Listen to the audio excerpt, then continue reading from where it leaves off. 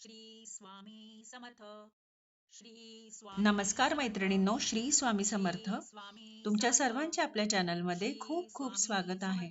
तुमच्या सर्वांच्या सर्व चांगल्या मनोकामना पूर्ण होत हीच मी महाराजांच्या चरणी प्रार्थना करते आणि आजच्या आपल्या नवीन व्हिडिओला सुरुवात करते. आजच्या आपल्या नवीन व्हिडिओचा विषय असा आहे: गुढीपाडवा हा सर्वत्र आनंद आणि आनंद घेऊन येवो. हे मराठी नववर्ष तुम्हाला समृद्धीचे आणि भरभराटीचे जावो. तुम्हाला आणि तुमच्या परिवाराला गुढीपाडव्याच्या खूप प्रेम आणि शुभेच्छा. हिंदू नववर्षाची सुरुवात ही गुढीपाडवाच्या सणापासून होते आणि गुढीपाडवा हा 3.5 मुहूर्तांपैकी एक महत्वाचा मुहूर्त मानला जातो. आणि मराठी महिन्यानुसार चैत्र महिन्याच्या पहिल्या दिवशी गुढीपाडव्याचा सण साजरा करण्यात येतो. आणि त्याचबरोबर हिंदू पंचांगानुसार हा चैत्र प्रतिपदेचा दिवस आणि ह्याच दिवसापासून चैत्र नवरात्राची देखील सुरुवात होते. तर यावेळेस चैत्र महिन्याच्या शुक्ल पक्षाच्या प्रतिपदा तिथी 8 एप्रिल 2024 ला सकाळी 11:50 तर दुसऱ्या दिवशी 9 एप्रिल 2024 ला रात्री 8:30 वाजेपर्यंत असणार आहे. आणि उदया तिथीनुसार गुढीपाडव्याचा सण हा मंगळवारी 9 एप्रिल 2024 ला साजरा करण्यात येईल.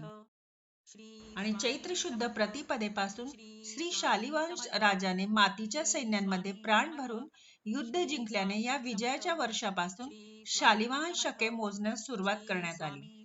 त्याचबरोबर 14 वर्षांच्या वनवासानंतर श्रीराम रावणाचा वध करून अयोध्येला परतले होते आणि म्हणून विजयोत्सव म्हणून गुढीपाडवा सण हा साजरा करण्याची परंपरा देखील सुरू झाली.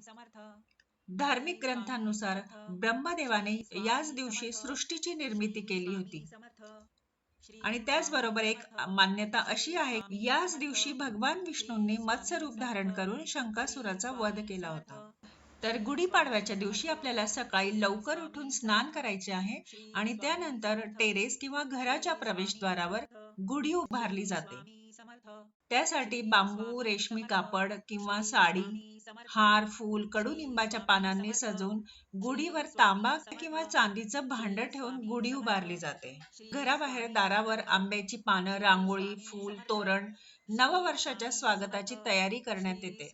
आणि या दिवशी पुरणपोळी, श्रीखंड, मोदक आणि आंब्याचा रस हे पारंपरिक पदार्थांचे नैवेद्य देखील दाखवले जाते. आणि त्याशिवाय गुढीपाडवाचा हा मुहूर्त 3.5 मुहूर्तांपैकी एक शुभ मुहूर्त असल्याने या दिवशी कोणत्याही नवीन कामाची सुरुवात, नवीन घर, वस्त्र, महागड्या वस्तू, गाडी, सोने, चांदी खरेदी करण्याची मान्यता आहे. आणि गुढी उभारताना आपल्याला हा मंत्र म्हणायचा आहे: ब्रह्मध्वज नमस्तेस्तु सर्वाभीष्ट फलप्रद प्राप्ते स्मिन्वत्सरे नित्य मदगृहे मंगलम कुरु. आणि त्यानंतर मग आपल्याला गुढीची पंचोपचार पूजा करून घ्यायची आहे आणि त्यानंतर मग पूर्ण पूजा झाल्यावर गुढीला नमस्कार करायचा आहे आणि ओम ब्रह्मध्वजाय नमः हा मंत्र आपल्याला 11 वेळा म्हणून घ्यायचा आहे. आणि ही सर्व पूजा झाल्यानंतर मग आपल्याला पाडव्याच्या दिवशी पंचांग पूजन अवश्य करायचं आहे. आपल्याला या पहिल्याच दिवशी पंचांग आणून ठेवायचे आहे आणि त्यानंतर मग घरात आपल्याला एका पाटावर लाल वस्त्र अंथरायचे आहे आणि यावर ते पंचांग ठेवायचे आहे. आणि पहिल्या पानावर गणपती बाप्पांचं चित्र असेल त्या ठिकाणी आपल्याला स्वस्तिक काढायचं आहे ओल्या कुंकवाने आणि शुभ आणि लाभ हे लिहायचे आहे. आणि मग याची आपल्याला पूजा करून घ्यायची आहे. आणि त्यानंतर मग तेथील प्रारंभिक संवत्सर फल लिहिलेलं असेल त्याचे वाचन आपल्याला करायचे आहे. त्यानंतर पंचांगामध्ये प्रारंभी नवसंवत्सर फल दिलं असेल ते आपल्याला अवश्य वाचायचे आहे. या दिवशी संवत्सर फल पठण करणे किंवा श्रवण करणे खूपच शुभ मानले जाते. त्याचबरोबर हा सरस्वती मातेचा दिवस असल्याने वह्या, पुस्तके, वीणा, वादन ह्या सर्व साहित्यांची देखील पूजा करायची आहे. त्यानंतर आपल्याला नैवेद्य दाखवायचा आहे आणि आरती करायची आहे.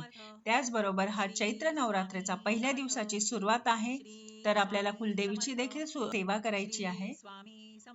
आणि या दिवशी शेतकऱ्यांनी आपल्या शेताचं पूजन अवश्य करायचं आहे. शेतकऱ्यांनी शेतामध्ये मध्यभागी खड्डा खणून त्यामध्ये सीता मातेसाठी नैवेद्य अवश्य ठेवायचा आहे. आणि त्यानंतर संध्याकाळी 5 वाजेनंतर आपल्याला गुढीची पूजा करायची आहे आणि त्यानंतरच मग गुढी आपल्याला खाली घ्यायची आहे. आणि तुमच्या जवळपास कोणतेही एखाद्या विष्णूचे मंदिर, लक्ष्मी मातेचे मंदिर असेल किंवा स्वामी समर्थ केंद्र असेल तर त्या ठिकाणी जाऊन त्या दिवशी दर्शन देखील आपल्याला अवश्य घ्यायचे आहे. आणि याचबरोबर आपल्या घरातील सगळ्यांचे, लहान मोठ्यांचे आरोग्य चांगले राहावे यासाठी कडुलिंबाचा पाला, साखर, मिरे, हिंग, मीठ, ओवा यांचा चूर्ण तयार करायचा आहे आणि घरातले सर्वांना हे चूर्ण खायला द्यायचे आहे. आणि या दिवशी शक्य होईल तेवढे दान धर्म करा, अन्नदान करा. आणि गुढीपाडवा हा सकारात्मक वाढवणारा दिवस आहे आणि यासाठी आपली आध्यात्मिक प्रगती होण्यासाठी आपल्याला या दिवशी जास्तीत जास्त सेवा करायची आहे. हा वर्षाचा पहिला दिवस आहे आणि वर्षभर आपल्या घरामध्ये आर्थिक स्थैर्य राहावे यासाठी आपल्याला एक मंत्र साधना करायची आहे. आपल्या घरावर माता लक्ष्मीची विशेष अशी कृपा राहावी यासाठी ही विशेष लक्ष्मी मंत्र साधना आहे. या लक्ष्मी मंत्र साधनेची एक माळ अवश्य सर्वांनी करायची आहे आणि हा मंत्र पुढील प्रमाणे आहे. ओम ह्रीं श्रीं क्रीं क्लीं श्रीं लक्ष्मी मम गृहे धनपुरय चिंतामतुरय स्वाहा. पुन्हा सांगते, ओम ह्रीं श्रीं क्रीं क्लीं श्रीं लक्ष्मी मम गृहे धनपुरय चिंतामतुरय स्वाहा. अशा प्रकारे हा मंत्र आहे आणि ही साधना आपण दिवसभरामध्ये केव्हाही करू शकतो. फक्त 12 ते 12:30च्या दरम्यान फक्त ही आपण कोणतीही सेवा करत नसतो. त्याशिवाय तुम्ही सकाळी किंवा संध्याकाळी केव्हाही करू शकता. आणि त्याचबरोबर या दिवशी आपल्याला रामरक्षा स्तोत्र, श्री विष्णू सहस्त्रनाम आणि शक्य झाले तर व्यंकटेश स्तोत्र 21 वेळा पठण करा. त्याशिवाय पुरुष सूक्त, स्त्री सूक्त 16 वेळा आणि नसेल शक्य तर कमीत कमी 1 वेळा. त्याबरोबर षडाक्षरी मंत्र आपला श्री स्वामी समर्थ, 99 मंत्र, विष्णू गायत्री मंत्र, लक्ष्मी गायत्री मंत्र आणि सरस्वती मंत्र या सर्वांची एक माळ करायची आहे. एक माळ नसेल शक्य तर कमीत कमी 16 वेळा हे पठण करा. आणि मनोभावे ही सर्व सेवा नक्की करा, जेणेकरून वर्षभर आपल्या घरामध्ये माता लक्ष्मीची कृपा राहून आपल्या घरामध्ये आर्थिक स्थैर्य नांदेल, सुख समृद्धी नांदेल. सरस्वती पूजनाचा देखील दिवस आहे आणि त्यासोबत आपल्याला सरस्वती मंत्र देखील पठण करायचे आहे. आणि या सेवेमुळे आपल्या घरामधील मुलांचा अभ्यासामध्ये मन लागेल, त्यांच्या बुद्धीचा विकास होईल. आणि अशा पद्धतीने आपल्याला येणारा गुढीपाडवा हा साजरा करायचा आहे.